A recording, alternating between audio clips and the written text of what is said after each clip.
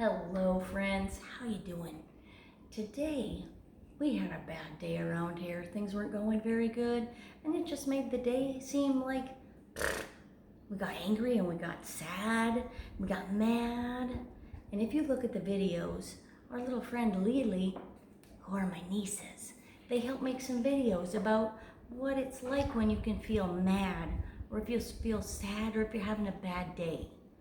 I found a book about a little boy who's having a very bad day.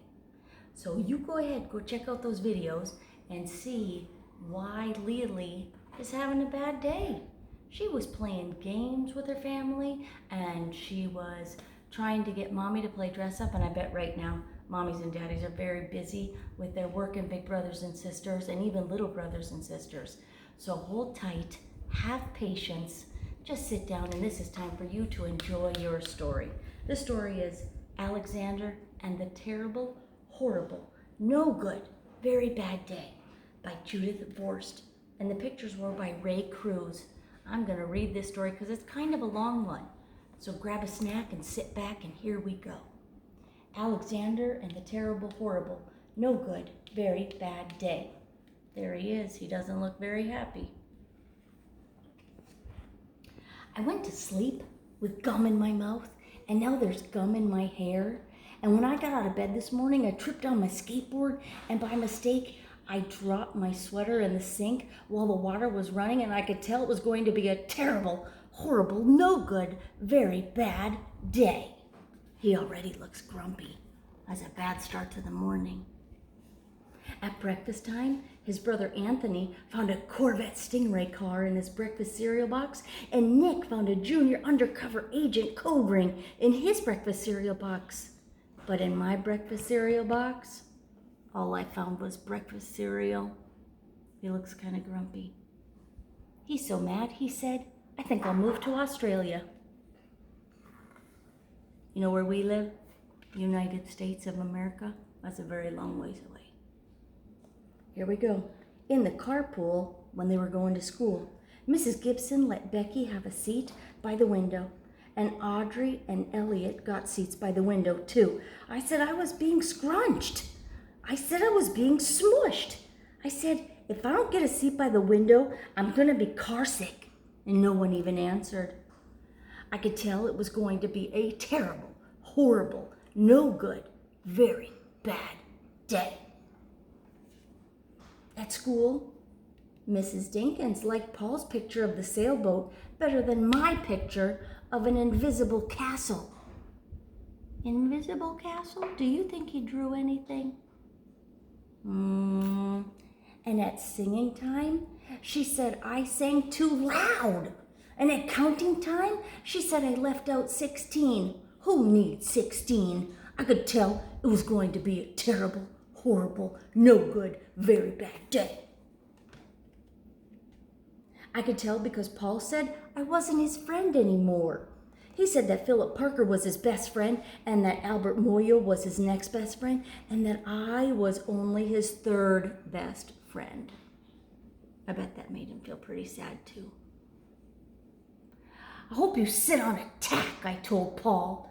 I hope the next time you get a double-decker strawberry ice cream cone, the ice cream part falls off the cone part and lands in Australia. He's very, very mad and sad, isn't he? There were 2 cupcakes in Philip Parker's lunch bag, and Albert got a Hershey bar with almonds, and Paul's mother gave him a piece of jelly roll that had little coconut sprinkles on top. Guess whose mother forgot to put sprinkles or any dessert in his lunch bag? It was a terrible, horrible, no good, very bad day. That's what it was, because after school, my mom took us to the dentist, and Dr. Fields found a cavity in just me. Come back next week and I'll fix it, said Dr. Fields. Next week, I said, I'm going to Australia. Oh, look at his face. On the way downstairs, the elevator door closed on my foot while we were waiting for my mom to get in the car. Anthony made me fall there where it was muddy, and when I started crying because of the mud, Nick said I was a crybaby. Look at him. He fell in the mud. He probably hurt his foot. He's just not having a good day. Ugh.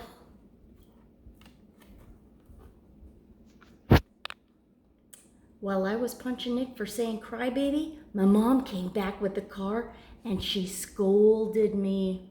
That means she yelled at him for being muddy and for fighting. I'm having a terrible, horrible, no good, very bad day, I told everybody. Nobody even answered. So when we went to the shoe store to buy some new sneakers, Anthony chose white ones with blue stripes. Nick chose red ones with white stripes. I chose blue ones with red stripes, but then the shoe man said, we're all sold out. They made me buy plain old white ones, but they can't make me wear them. When we picked up my dad at his office, he said I couldn't play with his copying machine, but I forgot. He also said to watch out for the books on his desk, and I was careful as I could except for my elbow. He also said don't fool around with his phone, but I think I called Australia. My dad said, please don't pick him up anymore. It was a terrible, horrible, no good, very bad day. There were lima beans for dinner, and I hate lima beans. There was kissing on TV, and I hate kissing. Ew. My bath was too hot, and I got soap in my eyes.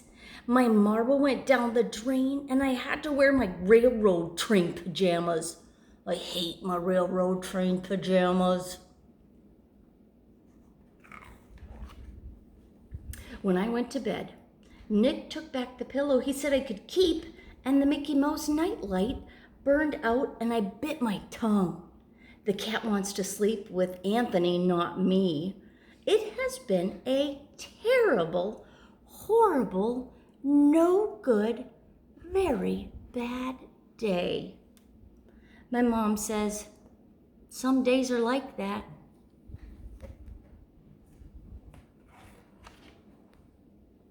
Even in Australia.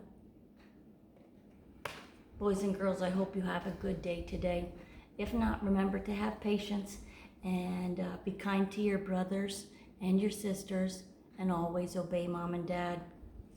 Hope you enjoyed the story of Alexander and the terrible, horrible, no good, very bad day.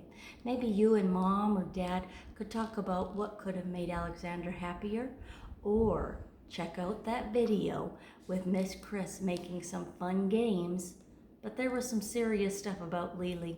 Go check it out and see what you would do better. Bye.